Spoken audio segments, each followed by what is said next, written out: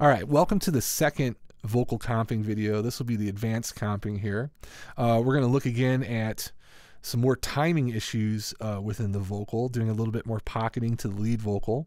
But we're also going to build a double vocal today, so we'll actually get into building a second vocal track that doesn't use any of the audio clips from the original comp to give us a nice chorusing effect.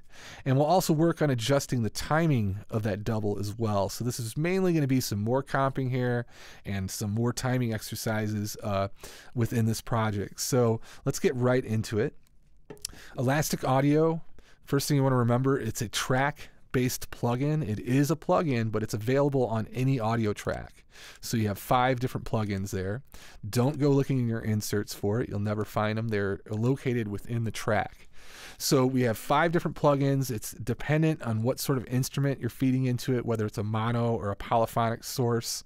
We also have VariSpeed, which is going to act like a tape machine, meaning if we stretch something or squeeze something, it's going to pitch that audio up and down. So not only will Elastic Audio affect timing, which is mainly what we're going to use it for, there's also elastic pitch involved as well.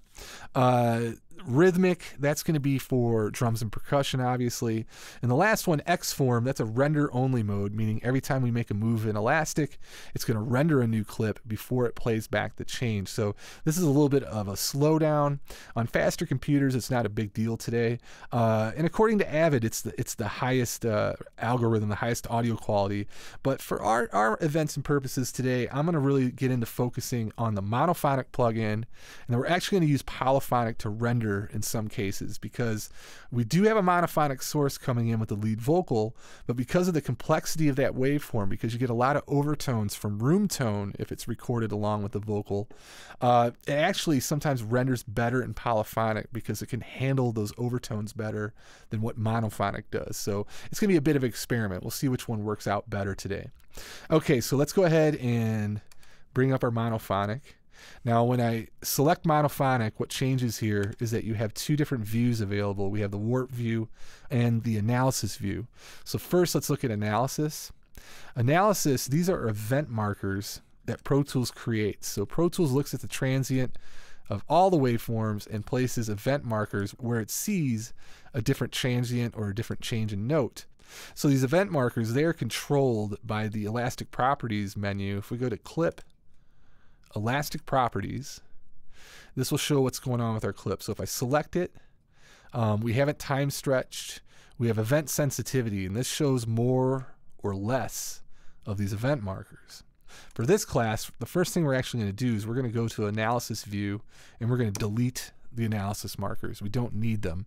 We are going to custom build our own markers to adjust the timing of the track. So to do that, we're going to get out of analysis and we're going to go to warp view. So warp view, what this is we'll write individual warp markers that will allow us to stretch and squeeze the timing of this audio. So let's go ahead and just look at this first line really quick.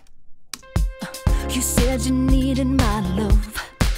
You know, it's got a fine pocket to it, but if we did want to adjust it and maybe perfect it a little more, if we listen to a couple of the strongest notes here, you said you needed my love. You know, said and love, you know, they're a bit ahead of the beat. They're kind of almost happening on an uptick here.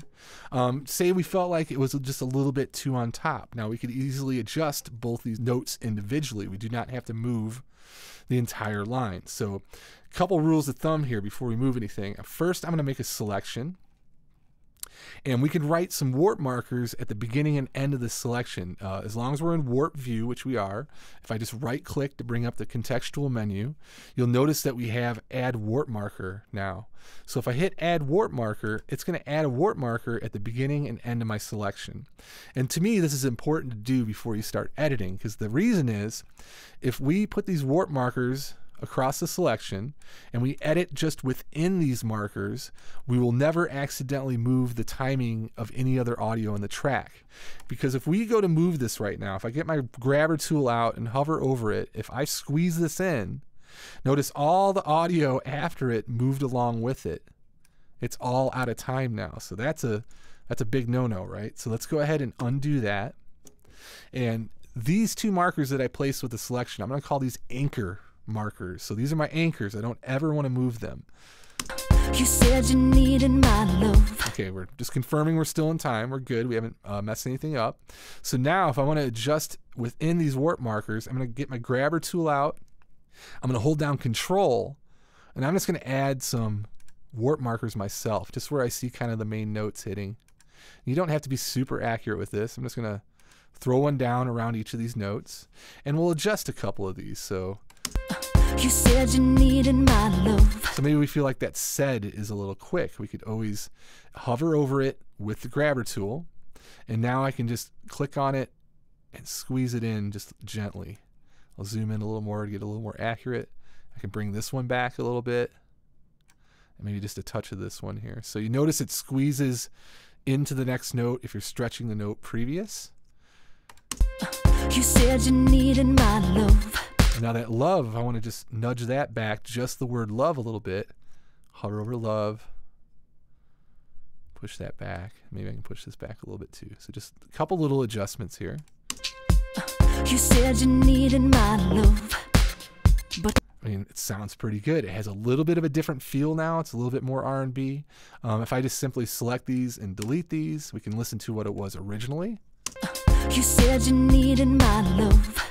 We're honestly nothing really wrong with it. You know, we're kind of nitpicking at this point. And let's just say, you know, our producer is happy with this. I'll bring that back with an undo. And let's just look at the next line. But you lied, yeah, you lied. Again, maybe we just feel like it's just a little too on top. I can add a warp marker here at the end. Remember, you can right click and add warp marker. Or an easier way to do it is you can get out your grabber tool, hold Control. If you hold Control, you see a little plus sign comes up. You see that? That means add warp marker. So I'll Control click. Now, as long as I don't adjust this marker or the previous one here, everything's going to stay in time before and after the selection. So remember, it's very important to have those what we call anchor markers there so we don't affect the timing after this last marker. I'll go ahead and drop some down with a Control click.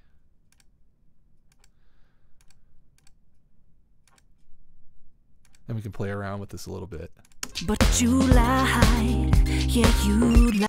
But you lied. Maybe we didn't want as big of a gap between the but you. I can go ahead and hover over it with the grabber tool. Bring that forward. But you lied, yeah, you. Let's try it a little more. I'm going to undo that. I'm going to put one right here too. And now I can adjust each note individually. I could just grab the but and but you and bring it back. And then I can adjust this independently. So you can do more than one marker at a time if you select more than one. Just select them both, hover over it, and you can bring it back and forth. But you lied, yeah, you lied. Yeah, in my opinion, I kind of like the feel of that better. Here it is one more time. But you lied, yeah. Here we can delete these to hear what it was originally. I love. But you lied, yeah, you lied. And here they are back. But you lied, yeah, you lied. Say. So some of you might be watching right now and being like, wow, I'm not really hearing a big difference between the before and the after. And really this kind of thing, this is kind of a feel thing. And it's something that with a lot of practice and a lot of editing will something that will become ingrained with you at some point. Let's do a few more lines of just the lead. I know this is it's kind of difficult to judge the pocketing with the notes being so close. They're pretty good in general. But once we do a little bit more of this, I'm going to go build the double, and then we'll compare the timing of that lead to the double, and you'll hear the big differences between the two once we play them together. And we'll go ahead and pocket those as well, and I think that will be a little easier for you. And then we'll come back to the hard stuff doing the lead. So let's go ahead and do just a couple more lines here. Let's listen a little bit. Saying that you can't get enough. Say the producer's like, I want that can't enough to be more with the kick. So saying that you can't get enough. You can see can't here. And then can't get enough. And then enough. You know, they're both pretty far ahead, but let's maybe try to get them a little more in sync with that kick. Now this one, yeah, this is textbook. This is pretty easy to see. Can't get enough. So a lot of times the transients, you know, if we try to eyeball this and line this up with a kick, I have a feeling it's not going to sound so hot. So let's just try that first and see if this experiment works. Let's select more than we need. Let's right click. Let's add the warp markers. So now those are our anchors. We don't want to touch anything to the left or right of these. Now let's go ahead and throw a couple down with a control click. Let's move this around within these anchors here. So if I select both these, get my grabber out. Let's zoom in a little bit. Let's just try putting this right with that kick and see if it sounds. I think it's not going to sound good, but I've been wrong before. Let's see what happens. Saying that you can't get enough. Right? I mean, it's kind of cool. It adds a little bit of sauce or emphasis to that note, but to me it seems a bit exaggerated. So let's undo that. Let's just go kind of in between here, because really the meat of the note is probably starting right there. This is that unvoiced consonant, the C in can't. So that's kind of the pickup a little bit. Why don't we go ahead and select this one more time. Just drag it back a little, not all the way like we did before. Now we can turn our pre-roll on so we don't have to lose our selection. You can't get. And you turn pre-roll on with the Command K, or what I did there, I option click before and after the selection. You see it sets the pre-roll there. And then we can hit Command K to toggle it on and off. You can't get. I kind of like that. Let's listen more.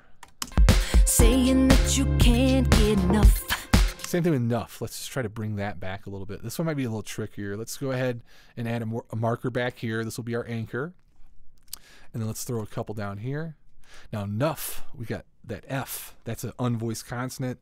When we squeeze and stretch these, sometimes these can really glitch out. So we need to be a little careful, make sure we use our ears here, that we're not adding a glitch or an artifact. So I'm just bringing back the F there. Here's the N. Let's do a little bit. Let's see what that sounds like. Saying that you can't get enough. Ooh, I don't like that. Let's undo that. Saying that you can't get enough. Yeah, let's leave that the way it is. I do really like how the can't is landing now. Saying that you can't get enough. Like you tried, like you tried. You say it feels like we're in. Yeah, a lot of that's pretty good. How about this? You say it feels a little rushed to me. Like you tried. You say it feels like we're. You got a breath there. That's usually, to me, a lot of times it's a big no-no to stretch or squeeze a breath too much. Let me just do that for you so you can hear what a serious elastic glitch sounds like. And watch, it won't glitch for me, but hopefully it will. Now, when you see it go pink like that, that means you definitely have stretched or squeezed something too far, and it's going to produce a glitch. So let's just hear this. Like you tried. You say it feels. You hear that? Hear that beautiful flange there? I call that kind of the Darth Vader breath. You tried. You say it feels like. So this is absolutely what I don't want from a comp from somebody. I do not want something timed up and, you know, hitting perfect with the music and then have it full of a bunch of audible glitches. So always let's pick fidelity over the timing a little bit. And let's undo that. Let's go ahead and throw a marker down here. And we'll try avoid moving this breath too much. So it feels rushed, right? You say it feels like. Let's bring it back just a little bit. Squeeze in a little there. Maybe put one in the middle. And so a lot of this is trial and error. Like you tried. You say it feels like we're in love. Now, I like that you say it. You say it feels like we're in love. Now, this feels like we're in love. It has a really nice swing to it. And normally, I probably wouldn't mess with that. But let's just play around with like, hey, let's get this lined up right with the beat and see what that sounds like. Let's just experiment a little bit. So I'm going to throw a marker down around each of these notes at the front and back of each note. This is control click with the grabber. Okay, and it'll definitely put a anchor back here, so we don't want to move anything out of time here. All right, so let's just do this kind of visually, and 99% of the time this does not work out very well because it's just the way the envelope, the attack of the vocal waveform. It's not like a strong transient. You got an envelope where you grow into notes, or there's a sudden surge and it goes away. It's not like a kick drum where you have that definite spike every time in the transient. So I'm just kind of eyeballing this. Let's see what happens here. My bet, it sounds terrible, but I've been wrong again. Let's see.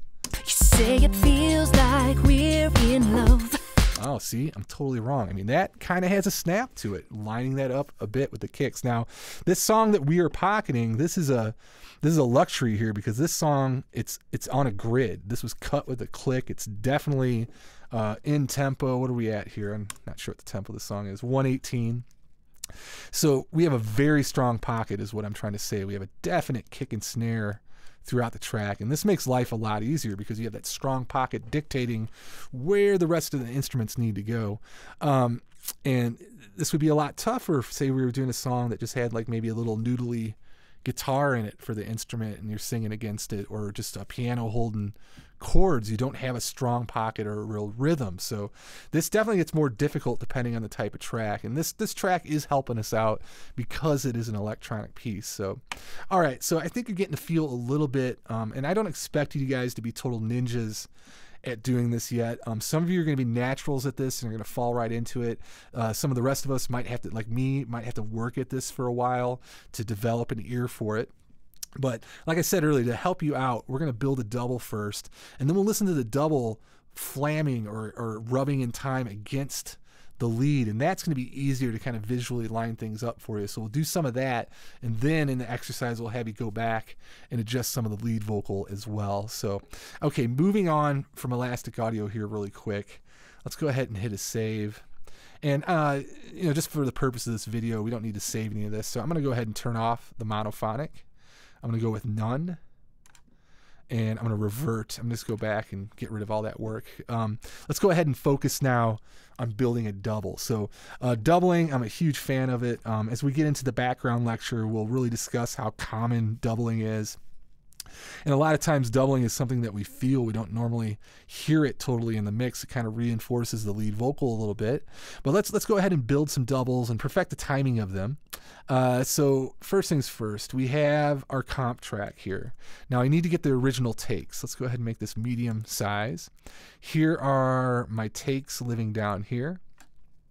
So when I build a double, especially when I'm working on a laptop, getting back into setting up our window to work efficiently, like we have a nice clean edit window here, but when I do this for doubling, I do not like to use playlist view. Like if we put this the takes track into playlist view, the problem is I'm on kind of a small screen here. This is going to eat up a lot of screen space, and plus I'm going to have to hit 2 solo buttons to hear each of my double tracks play against the lead vocal. So rather than go to playlist view, I'm going to do this in waveform view. And what I'm going to do is I'm going to flip through my extra takes, listen for the ones that double nicely against my lead, and then I'm going to build my double track on a new audio track as opposed to a new playlist. Okay, so this is kind of a 3 audio track and an aux track method I'm going to show you. So let's go ahead and create a new track. And rather than create a new track, I'm just going to duplicate this track. So if I just right click, duplicate, it's also Option Shift Delta. Option Shift D is a shortcut key. So this will duplicate the entire track and any of these parameters that we have checked. I don't need any of this stuff. I'm going to Option click, and I'm just going to bring up a blank duplicate. And the reason I wanted to duplicate is it's already routed to my subgroup. It's already halfway named, so it saves me a few clicks. So this will be the LV. I'll call it DBL for double. So I'm going to flip through these different lines, find the ones we like, and paste them up to my double track. So I had a couple lines in particular that I wanted to double. I think the first was around here.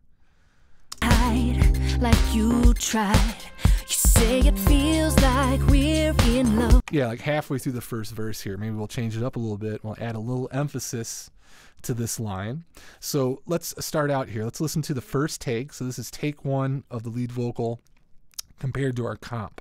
I'll put them both at unity, and we're going to hear equal amounts of each track. And it's also panned straight up the middle. So here we go. You say it feels like we're in love.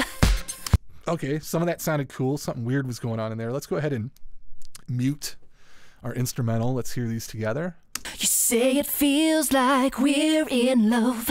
Okay, and this is one big part of this exercise. One thing I want you to walk away from this class with is the ability to hear when you're listening to the same bit of audio compared to when you're listening to two separate takes. So if we listen to this line again, some of it doubles, some of it's from a different take, and some of the comp is from this take, so it actually gets twice as loud. So we can't use the same clips in our double. They have to be separate performances here to get that nice chorusing effect. So listen one more time, see if you can pick out where it goes to the single vocal. You say it feels like we're in love. One more time. You say it feels like we're in love. So we lose the doubling on feels like. This is the exact same audio. Feels like. And we can definitely confirm this is the same audio if we go ahead and just grab ourselves an EQ. Let's go ahead and flip the polarity. It totally disappears. Feels like. That's how you can confirm that's the same audio. Now, if something gets nudged in the comp, like say something like got moved forward, you might be fooled into thinking that this is a double. Feels like. That's not a double. This is actually just the same audio delayed back. So I'll undo that. But if we haven't nudged it and we go ahead and flip that polarity, we can confirm that's the exact same audio. But our ears should tell us that first. And we definitely hear the chorusing here and here. But this just gets twice as loud. This is the exact same clip used in the comp. You say it feels like we're in love. So long story short, we can't use this part here. Let's go to another clip and see if it doubles better or if it has any of the same audio. So if I hit shift down arrow, notice it takes me to the second playlist. This is a nice little quick key here to flip through my playlist. So now I'm on take 2.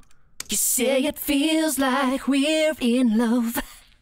But okay, a couple things here. Let's listen one more time and see what you guys think about it. you say it feels like we're in love. But that's not right. Okay, we have some pitch difference here on the first line. You say it feels like we're in love. And this at the end, I think this might be, this could possibly be the same audio and it just got moved. Let's go ahead and bring I should have left my plugin up. Let's just leave that up here for fun to see if we can flip polarity. We're in love. No, that is different audio. It just was so close it almost sounded like it was the same. Or it could be nudged. Let me just play with this really quick. This is going to drive me crazy.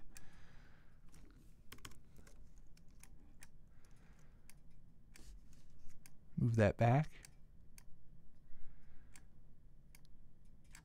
We're in love. Yeah. We're in love. We're in. That's the same audio. It just was moved. It was nudged. So we could be fooled by something that was moved around as well. But when I flip that polarity, We're in. We're in love. we can hear the phase flipping. We can hear that's the same audio. So that is a little tricky too. Don't worry. Let's find a good one here. Let's try take 3. Like you tried. Whoops, here we go. You say it feels like we're in love. Oh, I think we found a winner. Listen to that one. It choruses nicely. The timing is nice. You say it feels like we're in love. That one's money. We could use that. How about take 4? You say it feels like we're in love. Pretty good too. We're on a roll now, aren't we? Here's 5. You say it feels like we're in love. Yeah, now pick out which part we can't use here. This is almost all good except for one part. You say it feels like we're in love. Let's play that one more time. Which part is not doubling here? You say it feels like we're in love. And if you guessed this, you're correct. You say it. That's the same audio. Let's flip that polarity. Completely disappears. So if it gets twice as loud, that's something we can't use in the comp. That's the same audio. That's a no-no. We want separate tracks here to always, we want separate takes to always get chorusing in our double. So let's go back to, what was it, 3? You say it feels like we're in love. That's beautiful. Let's go ahead and separate that. And then now we can copy this up. I can hit Command C, the letter P to bring our selection up, Command V and paste it in. You could also do it this way. You could select it first, Option Control. Option's going to copy it. Control is going to time constrain. So if I do Control Option, notice I can't move it left or right. That's a good thing. You don't want to move the timing of it. And you can copy and drag it up. So it's your call how you want to get it there. So there's our double. Let's double one more line. I think it was this one. I'll mute this. Believe me when I said I've had enough. Not bad. I'm hearing a little rubbing. Rubbing is what I call when the pitch between the two lines gets off enough, you actually hear two separate notes. Believe me when I said I've had enough. Definitely in said there, you hear the rub. Believe me when I said I've had enough. So that's no bueno. Let's go 2. Believe me when I said I've had enough. That's pretty good. How about 1? Believe me when I said I've had enough. Those are all pretty good. So you get lucky when you got a good singer here. Believe me when I said I've had enough. So that had enough. Same audio, right? Yep. I've had enough. Listen to that difference between the chorusing and the exact same audio. Believe me when I said I've had enough. Yeah, can't use that. Back end. Is the front half here from this one? Believe me when I said I've had enough. You're probably like, how'd you know that? Oh, I knew because we were getting to almost the last take and I hadn't heard the front half yet, so. Believe me when I said I've had enough. Starting at when, that's where the double comes back. When I said I've had enough. So we could not use that part there. Believe me when I said I've had enough. So yeah, in your doubles, we gotta have unique takes here. So let's go way back to 2, I think it was. Believe me when I said I've had enough. Not bad. Let's go ahead and separate, copy, P to go up, Command V to paste. So we have a couple doubles there. Let's check them out. Let's mute this, bring our music back. Like you tried. You say it feels like we're in love, but that's not right. That's not right. Nah. Believe me when I said I've had enough. I'll be alright. Yeah, they sound pretty sweet. I mean, typically, you know, a double gets mixed down a little bit from the lead. That's why I pulled it down. But let's go ahead and bump it back up to unity. And now let's have a little fun with elastic audio. Let's go ahead and trim this out a touch, as much as I can. All right. How about this next one? Just trim it out a bit. Just so I have enough in the clip to move things around if I want to stretch or squeeze. Okay, let's save it. Let's go ahead and turn on elastic. So let's go to monophonic. Grays out for a second as it analyzes the waveform. So first things first is what I want you to do. Get used to this. Go to analysis. Let's delete the event marker. So select and delete. Let's go to warp view. And let's do our editing. So now as promised, this is a little easier doing it this way. If we go ahead and compare the waveforms of the two, if we're happy with the pocket of the lead, it's as simple as tightening up the timing of the double visually to that of the lead. So this is a little bit easier way of pocketing something. We have something to reference here. Instead of just doing the lead against the music, we now have a pocket in the lead we like, and we can adjust the pocketing of the double to that of the lead. So to do this, we'll do it with elastic. Zoom in here. Remember the old quote, you guys loved it from last time, every take's a snowflake, right? So we see these timing differences a little bit. Let's go ahead and tighten these up with elastic. It's really minute, but tucking this in a little bit, it'll definitely slicken it up. And as we do this more, it starts to sound a bit more, you know, what you call modern, some of the stuff that you hear on the radio and the YouTubes these days. So I'm just taking this and I'm bringing it in and lining it up visually with what I see in the track up top. So as I look at these different transients, they look pretty close. These notes look pretty spot on. The end is just a hair off. See how the end is off just a little bit? Let's go ahead and fix that up. So control click, just drag this out. Let's listen to that. You say it feels like we're in love. I mean, when we listen to this, it's really tight. The only part that I hear get off really is that we're in love. Feels like we're in love. Okay, but let's keep going through visually.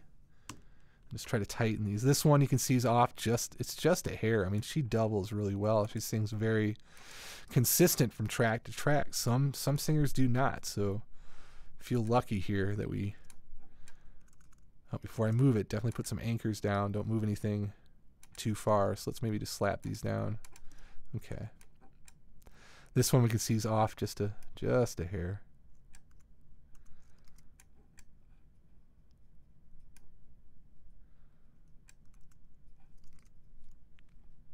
I guess this might be the where here. We're in love. This could be more of the way she sings it. And this one, we solo it up. We're in. She goes, where, you know, she's adding that WH sound. We're in love. Listen to the other one. We're in love. She's kind of going straight into that W sound more. This one, she's getting more aspirate.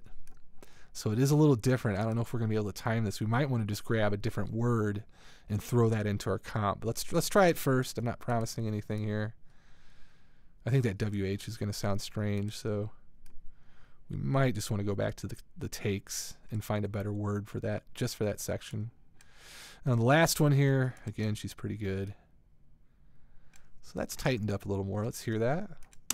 You say it feels like we're in love. Two things. I think we got two glitches here. Let's listen to just the edit.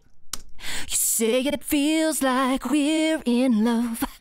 See how I said Elastic has a mind of its own sometimes? So there's two beautiful, gorgeous glitches. You say it feels like. The say it is now glitched out. You say it feels like we're in. And that WH, that unvoiced consonant, that stretching that caused a glitch. Now we could try to cheat here. We could see, not promising anything, but sometimes when you flip the poly, it can read these edits better. Let's see if it sounds cleaner in poly. You say it feels like we're in love. It sounded much better here. This still sounds odd. I think we're going to have to just replace this note, honestly. It's not going to be worth it to do it with Elastic. So listen to that, though. This was a lot cleaner. If I go back to mono, listen to that glitch here in the beginning. You say it feels like. And it's Glitch City right there. You say it feels like. Almost sounds like an echo. It's really strange. But if I go to polyphonic, it handles those overtones better, and it's able to process it better. You say it feels like we're in love. Yeah, that we're is terrible. We'll get rid of that. But that beginning's hot. I think you hopefully agree with that. Let's hear it in the track here. Tried. You say it feels like we're in love, but that's not right. Not bad at all. Yeah, since we're here, let's go ahead and replace this word. It's right here, right? We're in love. Okay, let's save. Let's listen to the takes. That looks like that's the same. That's got the WH on it. They're all doing it. We're in love. We're in love. We're in love. That one's not bad. Let's go ahead and grab that. So copy it. Whoops. Ah, why is it doing that to me? There we go. Copy. Paste.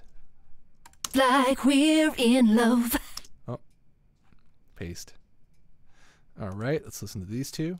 Like we're in love.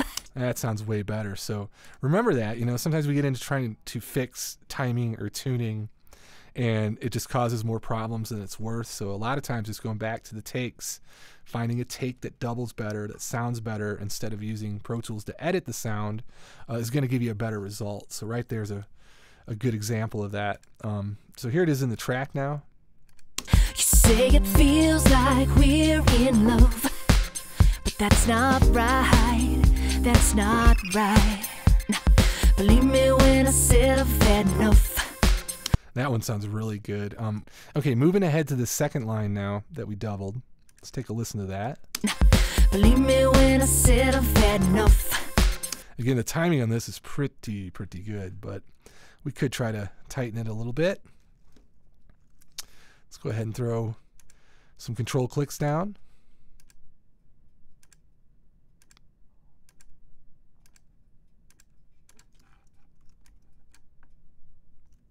And we can visually line these up again. So really this is a lot easier than pocketing the lead. Just let our eyeballs do the work here.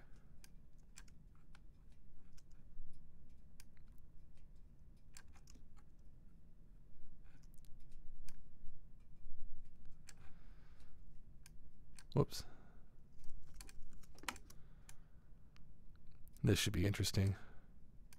This could be a nice glitch here. We'll see. And let's just get the end here.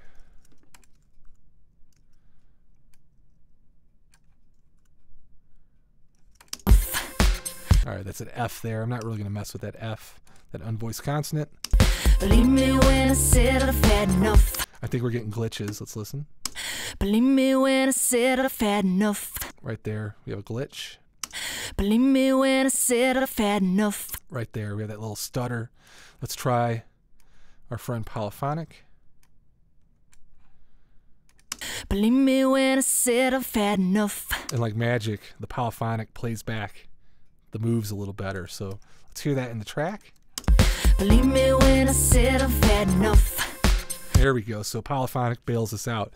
Moral of the story, we're going to do our editing in Warp View using the monophonic plugin. Make sure you're using mono to move those markers around.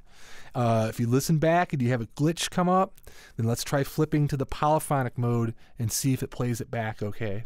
And if it plays it back clean, then cool. Let's just go back to mono and let's move on with our work. So we line these doubles up. That sounds quite a bit better. What's next on our agenda here? Let's cover one more thing that you're going to have to do in the exercise, and that would be the flying of some of these vocals. So I have built a hook here. This is the chorus line. Let's listen to this really quick. It's not about you, yeah. Like the whole world revolves around you. It's not about you, yeah.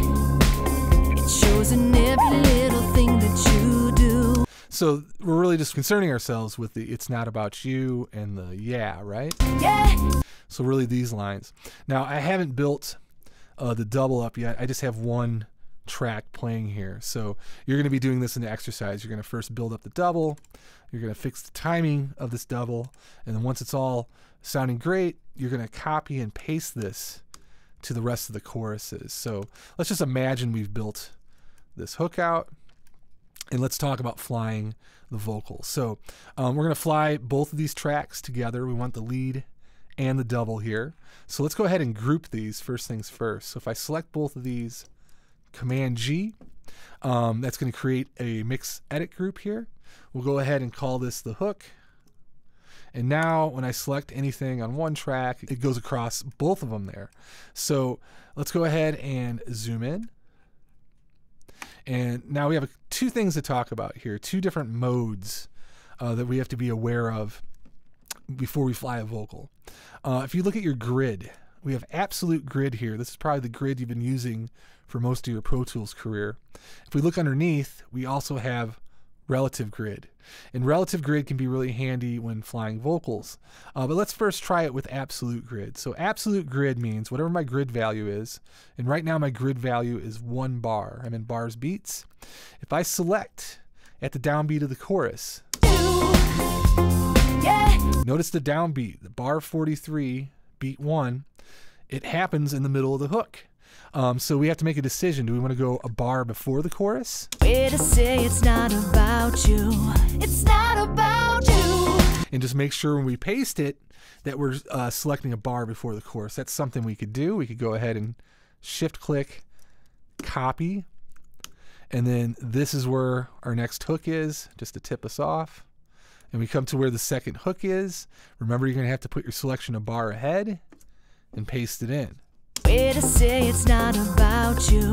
It's not about you. So that's fine as long as you remember to select a bar ahead. You could also do this. You could just take it on the downbeat. You could select just 1 bar of this, 2 bars, whatever you want. Hit copy.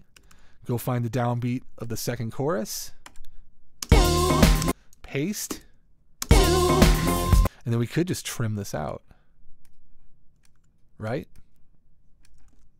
Way to say it's not about you. It's not about you. Yeah. So 2 different ways to go about it there. Another way we could look at this. Let me go ahead and just trim this back and undo this. Okay. We could look at this other mode here. So this was absolute grid. This only lets us select and paste on the grid, which if we have pickup notes, this isn't really going to help us out. We could use this other guy here, and this is very handy, the relative grid. Now, relative grid, when we select a clip, it's going to, let me just separate this out. it's going to remember the relative distance to the grid values. So notice here when I select this, it's at 17,3,480. We're actually what, a little bit ahead of the downbeat. To say it's not about you. It's not about you. So what I can do here is I can keep it the relative distance to that downbeat. So if I get my grabber out and option drag to copy this, I can drop it there, and notice it dropped it at 1,480 before the downbeat there. To say it's not about you. It's not about you. Yeah. Like the whole. Now 480, that's kind of a round MIDI number. Maybe let's try doing that from a different point. What if we chop this off here a little bit? Get out of grid mode. Say it's right, happening somewhere random. Notice here, I selected it, and we know the downbeat of our chorus is right on bar 91. But if I just select these clips, notice it's, well, hey, it's starting well ahead. It's at 89,3,284. Remember that number, 3,284. When I option drag again, see it's moving on the grid. When I drop it up there, look at that top number again, 129,3,284. So it kept it that relative distance before the downbeat. The downbeat is probably on bar 131. Yep. It's not about you. Yeah. And notice it's all in sync. So, all right, we've covered everything that you're going to be going over in the second comping exercise. You're going to pocket some of your lead vocal using nudging and elastic audio. You're going to build a double and tighten the timing of the double to that of the lead vocal.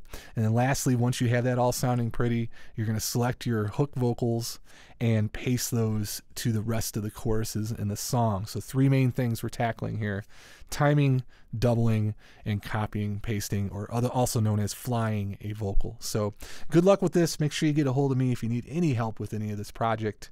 And let's go back to the PDF and go through the exercise.